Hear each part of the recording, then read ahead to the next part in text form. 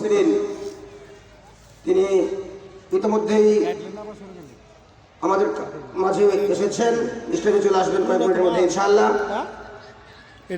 আল্লাহ রাব্বুল আলামিন তিনাকে সঠিক আলোচনা পেশ করার তৌফিক দিন বলে আমরা আমিন।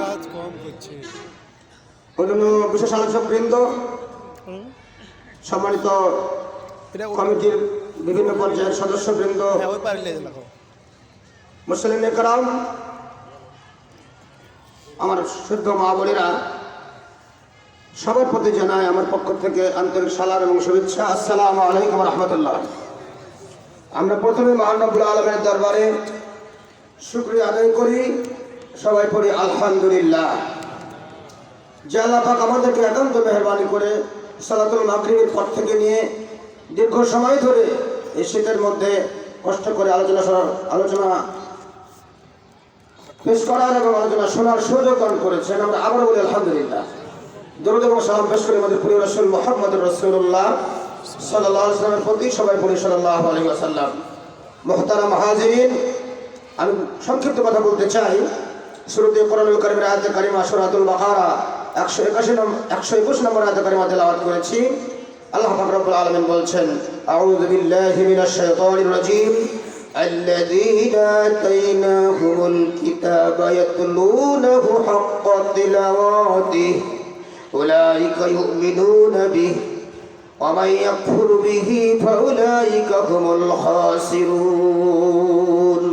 সাদাকাল্লাহুল আযীম। আল্লাহ পাক রব্বুল আলামিন বলছেন, যাদেরকে আমি কিতাব দিয়েছি, কোরআনুল কারীম দান করেছি, এই কোরআনুল কারীমকে তারা হক অনুযায়ী যথার্থভাবে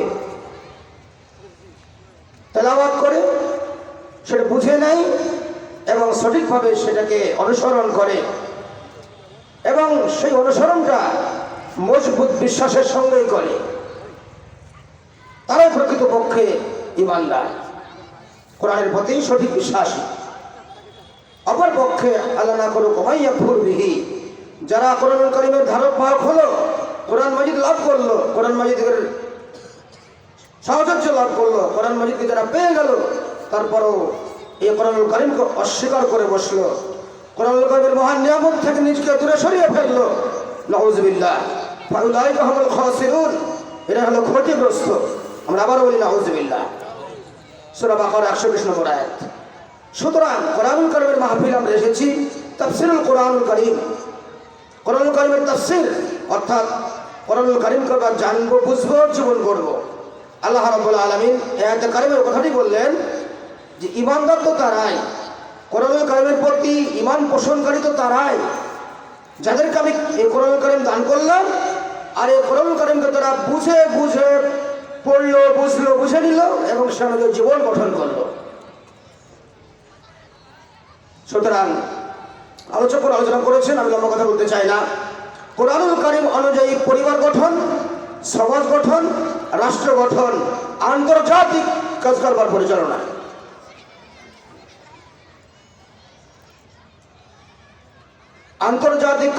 পরিচালনা, এই সকল কিছু হচ্ছে কোরআন মাজিদের প্রতি ঈমানের অংশ। বলি আমরা সুবহানাল্লাহ।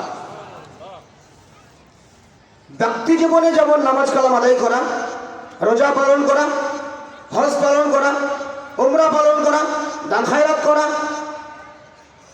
বিভিন্ন দান সদকা করা, মানুষের উপকার করা, এগুলো যেমন ব্যক্তি জীবনে ভালো কাজ, অনুরূপভাবে সামাজিক জীবনে, সামাজিক প্রেক্ষাপটে ন্যায় বিচার করা, মানুষের হককে বুঝিয়ে দেওয়া, সৎ নেতৃত্ব কায়েম করা, চেয়ারম্যান, মেম্বার, ভাইস চেয়ারম্যান, উপজেলা চেয়ারম্যান, যাই বলেন না কেন, সামাজিক প্রেক্ষাপটে যে সমস্ত দায়িত্বশীলগণ রয়েছে, প্রশাসনিক কর্মকর্তা বা দায়িত্বপ্রাপ্ত জনপ্রতিনিধি রয়েছে, এই জনপ্রতিনিধিদেরকেও নির্বাচিত করা, এটা কোরআন মাজিদের আয়াতের অংশ। এবং রাষ্ট্র গঠন করা, এটাও কোরআন মাজিদের আয়াতের প্রতি ঈমানের অংশ। কথাকে বানিয়ে বললাম না, কোরআন মাজিদের আরো কথা আছে। সম্মানিত ভাইয়েরা, আমরা যদি খেয়াল করি, মুহাম্মদুর রাসূলুল্লাহ, সবাই বলি সাল্লাল্লাহু আলাইহি ওয়াসাল্লাম, তিনি যখন মক্কা থেকে মদিনায় হিজরত করছেন, মক্কা থেকে মদিনায় হিজরত করছেন, তখন তিনি তার পবিত্র জবান দিয়ে বিনয় মনোবাক্যে বিশুদ্ধ চিত্তে একটি দোয়া করেছিলেন। সেই দোয়াটি আমাদের মুখস্থ করা দরকার, বোঝা দরকার, প্র্যাকটিক্যাল লাইফে আমল করা দরকার।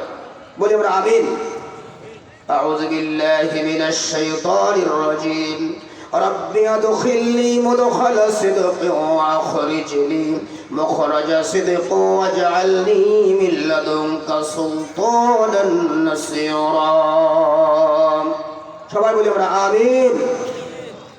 মুহাম্মদুর রাসূলুল্লাহ সাল্লাল্লাহু আলাইহি ওয়াসাল্লাম তিনি আল্লাহ তাআলার কাছে হিজরতের প্রাক্কালে হিজরতের জন্য হুকুম পেয়েছেন, হিজরত করবেন, শুরু করবেন। তার শুরুতেই তিনি দোয়া করছেন, রব্বি আদখিলনি মুদখালা সিদকিন। হে আল্লাহ, মদিনাতে হিজরত করছি, মদিনাতে আমাকে আপনার হুকুমে চলে যেতে হচ্ছে। এই মদিনার হিজরতকে, এই মদিনার প্রবেশকে আপনি আমার জন্য সত্যের সঙ্গে কবুল করুন। বলি আমরা আমিন। ওয়া আখরিজনি মুখরাজা সিদকিন। আর আপনি আমাকে সেই মদিনা থেকে আবার মক্কায় ফিরিয়ে দিবেন, সেটাও যেন সত্যিকার হয়ে থাকে। বলি আমরা আমিন। ওয়াজআলনি মিন লাদুনকা সুলতানান নাসীরা। আর হে রব্বুল আলামিন, আপনি আমাকে আপনার দরবার থেকে, আপনার আরশে আজিমের খাজানা থেকে রাষ্ট্র শক্তি দান করুন। বলি আমরা আমিন। তাহলে রাষ্ট্র শক্তি কে চেয়েছেন ভাই? একটু কথা বলি আমরা। রাষ্ট্র শক্তি কে চেয়েছেন? আমার আপনার প্রিয় হাবিব, মদিনা রাষ্ট্রের সফল রাষ্ট্রপতি, সর্বশ্রেষ্ঠ রাসূল মুহাম্মদুর রাসূলুল্লাহ সাল্লাল্লাহু আলাইহি ওয়াসাল্লাম রাষ্ট্র ক্ষমতা চেয়েছেন। শুধু কি চেয়েছেন? শুধু চান নাই, মদিনায় হিজরত করেছেন। শুধু মুসলমান নয়, ইহুদি খ্রিস্টান সহ ইয়াসরিব তথা মদিনাবাসী যারা ছিল সবাইকে সাথে নিয়ে দি চার্টার অফ মদিনা, ইংলিশে বলা হয় দি চার্টার অফ মদিনা। মদিনার সনদ বলা হয়েছে বাংলার কথাই, মদিনার সনদ। 47টি ধারা ছিল সেখানে, 47টি শর্ত ছিল। 47টি শর্তের আলোকে বিভিন্ন ধর্মাবলম্বী মানুষদেরকে সাথে নিয়ে, মুসলমান সহ অসংখ্য ধর্মের মানুষদেরকে সাথে নিয়ে তিনি কল্যাণকামী রাষ্ট্র গঠন করেছিলেন। বলি আমরা সুবহানাল্লাহ। আজকে আমরা অনেক ফতোয়ার বলি আওড়াই। আজকে আমাদের কিছু হুজুরদের ফতোয়ার বাহাদুরি দেখলেও মাথা নষ্ট হয়ে যায়। কি বলেন? যে রাসূল সাল্লাল্লাহু আলাইহি ওয়াসাল্লাম নাকি রাজনীতি করতেন না, তিনি নাকি রাষ্ট্র গঠন করেননি, তিনি নাকি শুধু রাসূলই ছিলেন আর কিছু করেননি সাল্লাল্লাহু আলাইহি ওয়াসাল্লাম। আরে আহাম্মক! রাসূল সাল্লাল্লাহু আলাইহি ওয়াসাল্লাম রাষ্ট্র পরিচালনা করেছেন, রাষ্ট্র চেয়েছেন, রাষ্ট্র গঠন করেছেন, কোরআন মাজিদের আয়াতে আছে। তুমি কোথায় থেকে মুফতি সার্টিফিকেট নিয়েছো? তুমি কোথায় থেকে আলেম হয়েছ? তোমার সার্টিফিকেট পরীক্ষা করা দরকার। হতে পারে তুমি বড় ডিগ্রিধারী আলেম, তুমি নিশ্চয় অনেক এলেমের জাহির করো। আমি সে সমস্ত আলেমদেরকে আজকের মাহফিল থেকে উদ্যক্ত আহ্বান জানাতে চাই, কোরআনের পথে ফিরে আসুন। জনমণ্ডলীকেও কোরআনের সে আহ্বানের দিকে আহ্বান করতে চাই যে আসুন কোরআনের পথে, কোরআন মাজিদের পথে আসুন। মুহাম্মদ রাসূলুল্লাহ সাল্লাল্লাহু আলাইহি ওয়াসাল্লামের সমগ্র জীবন ব্যবস্থাকে আমরা মেনে নিই। বলি আমরা আমিন। রাসূলুল্লাহ সাল্লাল্লাহু আলাইহি ওয়াসাল্লাম মদিনায় হিজরত করলেন, মদিনা রাষ্ট্র গঠন করলেন। কাফির, মুশরিক, ইহুদি, মুনাফিক, মুসলিম তথা মুসলমান সাহাবীদেরকে সাথে নিয়ে, সবাইকে নিয়ে 47টি শর্তের আলোকে মদিনা রাষ্ট্র গঠন করলেন। আলহামদুলিল্লাহ। সুতরাং ফতোয়াবাজি করার কোনো সুযোগ নেই।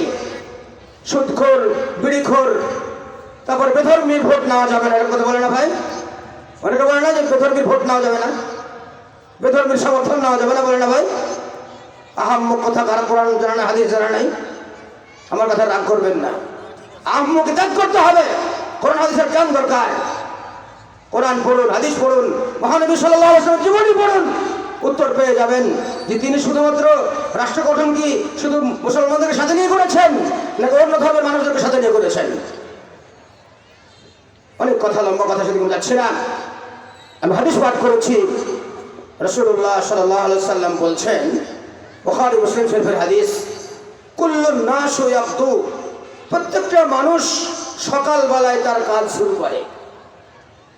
সূর্য উঠে গেল, সকাল হয়ে গেল, তার দিনের কাজ শুরু করে। প্রত্যেকটা মানুষ তার দিনের কাজ শুরু করে দেয়, দিনের বেলায় আপন আপন কাজে বেরিয়ে পড়ে। ফামুদিকুহা আও মুবিকুহা, এবং সে তার সারাদিনের কর্মকাণ্ডের মাধ্যমে, সারাদিনের তার বিভিন্ন চলাফেরা, বিভিন্ন অঙ্গনের বিভিন্ন কর্মের মাধ্যমে হয় নিজেকে জাহান্নাম থেকে মুক্ত করে অথবা নিজেকে ধ্বংস করে জাহান্নামে নিজের মধ্যে ফেলে দেয়। সুবহানাল্লাহ বিহামদিহি। আমি আবারও বলছি, প্রত্যেকটা মানুষ প্রতিনিয়ত নিজ ঘর বাড়ি থেকে, নিজ স্থান থেকে বের হয়, আপন আপন কাজে ছড়িয়ে পড়ে, কিন্তু সে হয় নিজেকে মুক্ত করে অথবা নিজেকে ধ্বংস করে। কি থেকে? জাহান্নামের আযাব থেকে। কারণটা কি? মুহাম্মদ রাসূলুল্লাহ সবাই বলে আমরা সাল্লাল্লাহু আলাইহি ওয়াসাল্লাম তিনি পরোক্ষণেই বলছেন, ফাল কুরআনু হুজ্জাতুল লাকা আও আলাইকা। কারণটা একটাই, যে কোরআনুল কারীম হলো তোমার পক্ষের দলিল কিংবা বিপক্ষের দলিল। সুবহানাল্লাহ।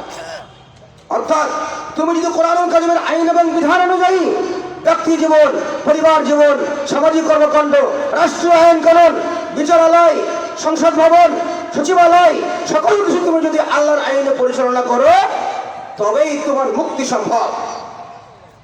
আর আল্লাহ না করুন, তুমি যত বড় মুফতি হয়, মুহাদ্দিস হও, তুমি যত বড় আমুক দলের লিডার হও, তুমি যত বড় প্রভাবশালী ব্যক্তি হও, নিজকে যত মুত্তাকি দাবি করো, তুমি যদি কোরআনের আইনকে মহব্বত না করো, কোরআনের আইনের পক্ষে তোমার যদি জীবনের পদচারণা না থাকে, তোমার জন্য জাহান্নাম অবধারিত। কথা আমার নয়, মুহাম্মদ রাসূলুল্লাহ সাল্লাল্লাহু আলাইহি ওয়াসাল্লাম বললেন, আয়াত পড়ে কথা বললাম। আমি কোনো বাধ্যতার গল্প করছি না, কোনো কাহিনী শোনাচ্ছি না, কোরআন ও হাদিস পড়ে শোনাচ্ছি আপনাদের সামনে কথা। সম্মানিত ভাইরা, আরেকটু কথা আমি নিয়ে আসতে চাই।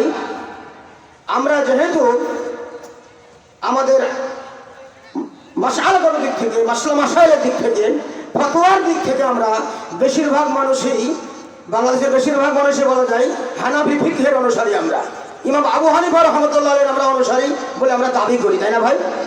যে আমি হানাফি, আমি আবু হানিফার অনুসারী রাহমাতুল্লাহ আলাইহি। তাদের একটু জেনে রাখা দরকার, ইমাম আবু হানিফা রাহমাতুল্লাহ আলাইহি প্রসিদ্ধ যে কিতাব লিখেছেন ফিকহুল আকবার, ফিকহুল আকবার, এই কিতাবের মধ্যে তিনি বলছেন, নাসবুল ইমাম ওয়াজিবুন আলাল উম্মাহ, ইসলামী রাষ্ট্র প্রতিষ্ঠা করা, সৎ নেতৃত্ব চালু করা, সকল ক্ষেত্রে সৎ নেতৃত্ব কায়েম করা, এটা সমস্ত উম্মতের জন্য ওয়াজিব, আবশ্যক, না করলে গুনাহগার হতে হবে। সম্মানিত ভাইরা, আসুন আমরা আল্লাহর দ্বীন প্রতিষ্ঠার জন্য, রাষ্ট্রীয়ভাবে আল্লাহর আইনকে প্রতিষ্ঠা করার জন্য, বাংলার জমিনে আমরা আল্লাহর দ্বীন প্রতিষ্ঠার জন্য আল্লাহর আইনের পক্ষে সমর্থন দেই। আমার ভোট, আমার সমর্থন, আমার যাবতীয় কর্মকাণ্ড হতে হবে আল্লাহর আইনের পক্ষে, কোরআনের আইনের পক্ষে। আল্লাহ তাআলা আমাদের সবাইকে তৌফিক দিন, কবুল করুন বলে আমরা আমিন। আমা তাওফিক ইল্লা বিল্লাহ, আমা আলাইনা ইল্লাল বালাগ। আসসালামু আলাইকুম ওয়া রাহমাতুল্লাহ।